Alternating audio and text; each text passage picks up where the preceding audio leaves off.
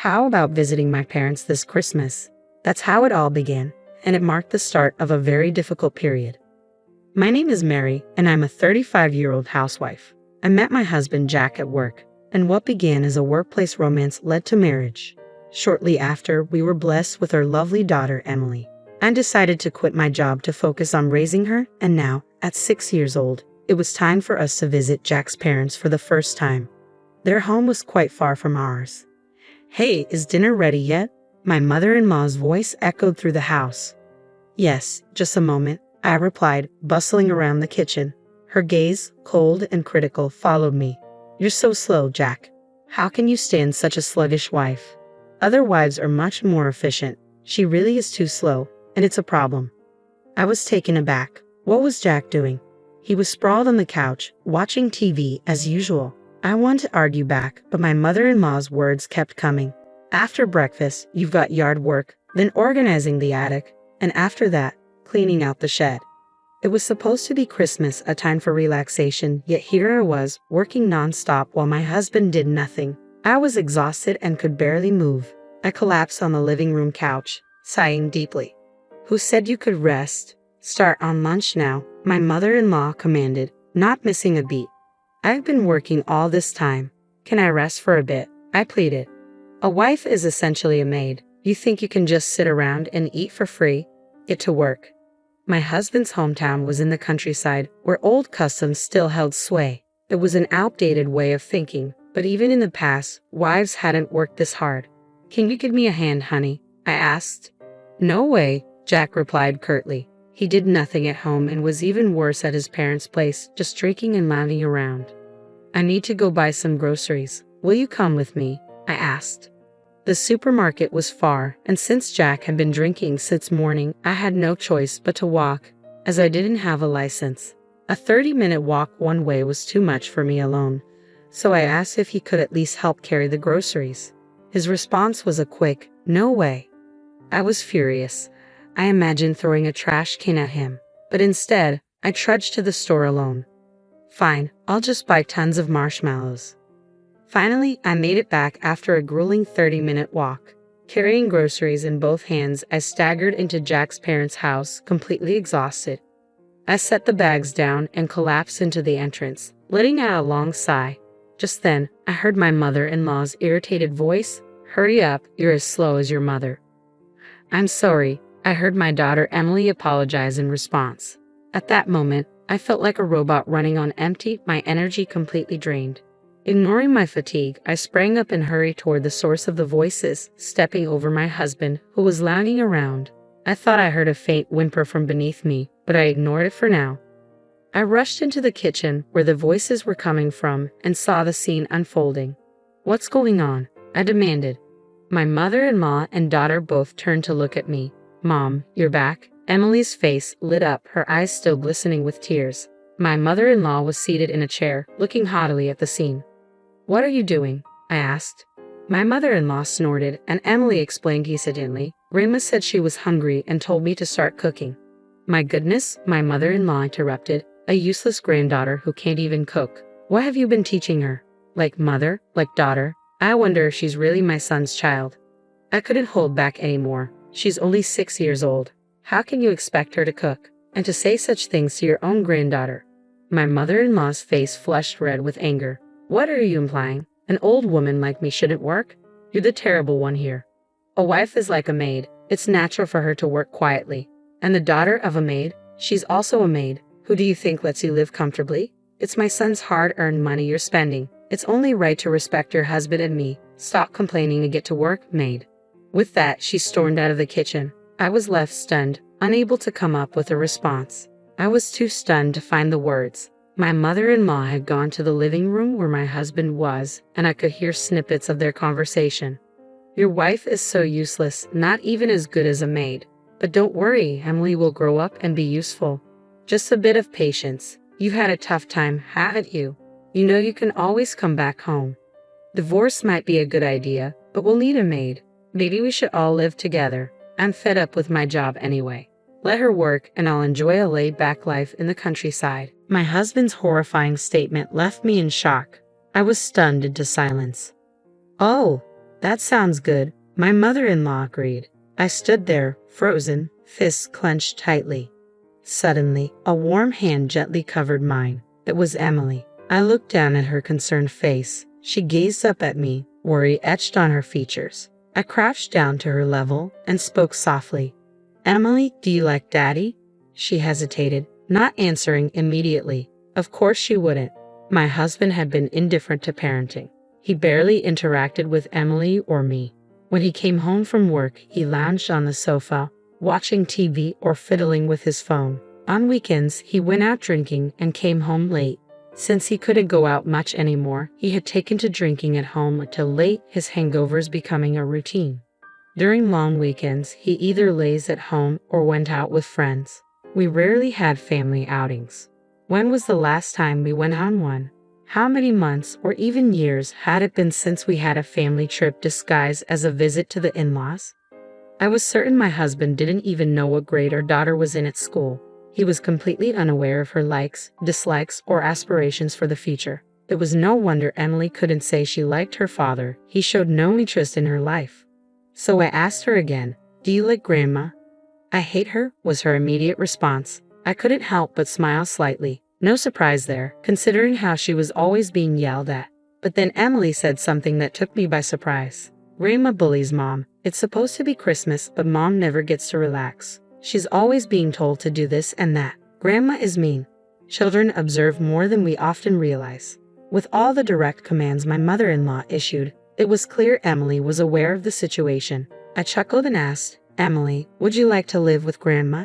She shook her head. What about Dad? I don't need him, she responded immediately. Her quick answer confirmed my decision. The next morning, I took Emily out early. By the time we returned to my in-law's home, it was already dark. As we walked in, my mother-in-law and husband, looking irritated, were waiting for us. Finally back. Where have you been? My husband demanded. Just out and about, I replied, evading his question. My mother-in-law commented, young wives these days. Fine, you're officially a maid now. Hey maid, I'm hungry. Where's dinner and tea? As usual, she was the boss. I silently served tea to both of them. When my husband reached for his teacup, I swiftly snatched it away. What the heck? He exclaimed, looking dumbfounded. I then deliberately poured the tea over him. Don't worry, it's cooled down, I said. That's not the point, he protested. I continued pouring the tea, skillfully dodging his attempts to grab the cup. I set the teacup down with a clink. How dare you, you air maid? My mother-in-law's eyes bulged with anger. Shut up, I said firmly. I am not your maid or anything else. I retorted fiercely, and my mother-in-law stood up, ready to yell. I cut her off before she could speak. What? A son's wife is not a maid. If you didn't know that, let me teach you. I am not a maid, I declared, pressing my point. My mother-in-law's mouth flapped open and closed, but no words came out. I glared at her, my frustration boiling over, and leaned in close. Her face contorted with anger, and she let out a high-pitched scream, clearly uncomfortable with our proximity. Unbothered, I moved even closer until our faces were only inches apart. Listen carefully, I said, my voice firm. There is no system in this world that lets you exploit a daughter-in-law as you please. I will protect my family, but I have no intention of being a family servant. What? I am your husband's mother. I am family. You should protect me and follow my orders, she retorted, her face turning a deep shade of red. Are you okay in the head? If I were really a maid, how would it be family? How can you claim to be family if you're treating me like a servant? I replied calmly. Her face, which had been pale moments before, flushed bright red. How dare you talk to me like that? You're so rude. Who do you think you are? I am your mother-in-law. Save the jokes for when you're alone, I said, cutting her off. I had been incredibly patient, but my tolerance had reached its limit. And what about your granddaughter? Do you think she's a maid too? I added, leaning in closer. Her face turned pale again, like a traffic light, showing her weakness. The disparity between her grandstanding and her actual behavior was disappointing. Her bravado had crumbled with just a little resistance, revealing her shallow nature. I pulled back, narrowing my eyes in disgust. My mother-in-law, now pale and trembling slightly, was clearly shaken. I turned to my husband, my frustration evident. Now it's your turn. Oh, okay, my husband replied weakly, his voice almost pathetic. I glared at him. What have you been doing while your wife and daughter were treated like maids? I was just playing with my phone and drinking beer, he mumbled. I used their mistreatment as a sort of background for my drinks. How privileged, I said coldly. Sorry doesn't cut it. If you need the police. No, he screamed in a panic as I shouted with a fierce expression. He tried to hide behind his mother, attempting to escape. Frustrated and with a headache, I decided to get straight to the point. I pulled out a piece of paper and held it up. Just sign this and we'll be done with it. Ha! What's this? My husband, peeking out cautiously from behind his mother, asked. They look like a turtle and its hatchling. The color drained from his face as I explained. It's a divorce agreement.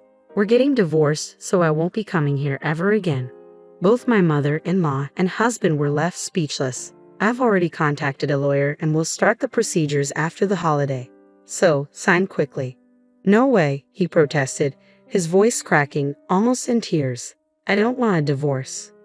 I don't want it to be a problem that I won't be around, my husband said, desperation in his voice. You're relieved to have me do everything for you. It's convenient to have me as a maid, and that's why divorce bothers you. Is that so? I replied coldly. Caught in your own words, aren't you? This feels like deja vu. Moments ago, he had screamed at me in terror of my anger. Regardless of whether he signed the papers or not, I was determined to proceed. I had already informed my family. Emily, are you ready? I called out. Yes, Mom, she responded cheerfully, popping her head out with her own bag in hand. I've packed all my stuff. I turned to my husband, luggage in hand, and said, We're going to my parents' house now. What? He exclaimed. Don't joke.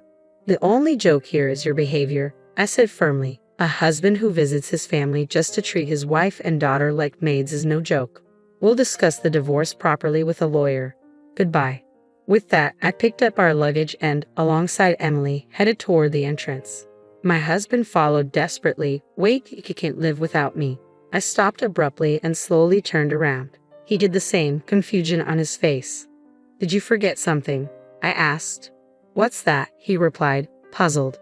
Don't you remember? I was more successful and earned more than you before I left work for pregnancy. Even then, I was making more than you do now. His face went ashen. Had he forgotten we once worked at the same place? His selective memory was astounding.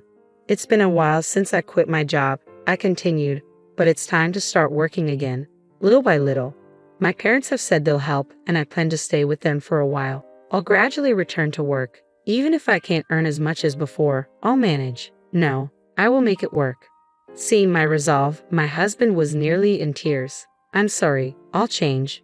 I swear, please just don't divorce me, my husband pleaded, desperation in his voice. You had many chances to change, but you wasted them all. It's too late to regret it now. With that, I reached for the front door. Wait, my mother-in-law called out, irritation evident in her tone. I turned back to see her with a troubled expression.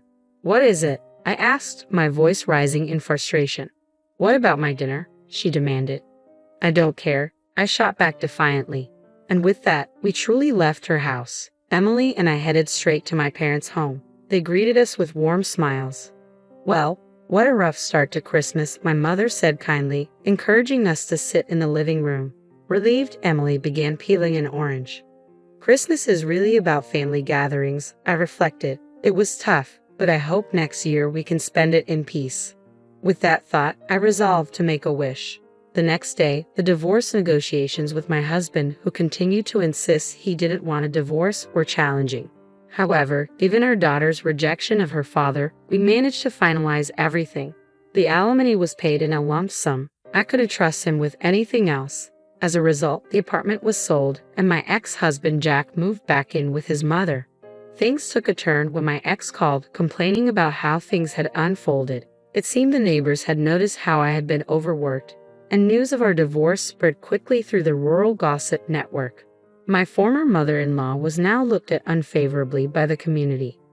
Well, that's understandable, I thought. Calling one's daughter-in-law a maid is unacceptable, no matter the setting. It's incredibly outdated. As a result, my former mother-in-law became more reclusive and began treating her son like a servant. They argued daily, and Jack's complaints over the phone didn't concern me. I planned to let him know that the alimony had been deposited and then hang up. "You're getting what you deserve," I said coldly. I could almost hear his despair on the other end. "Please help me out a little. I'm Emily's father and she's my mother's granddaughter." I smiled to myself and replied, "I'm busy right now." "What's with that tone? I'm tipsy and can't help you." "Wait a minute. I admit I was wrong," he started to say. "Why do you think I'm coming to help?" I yelled and hung up. I promptly set his number to reject calls. Laughter, they say, brings good fortune. I couldn't stop laughing for a long while.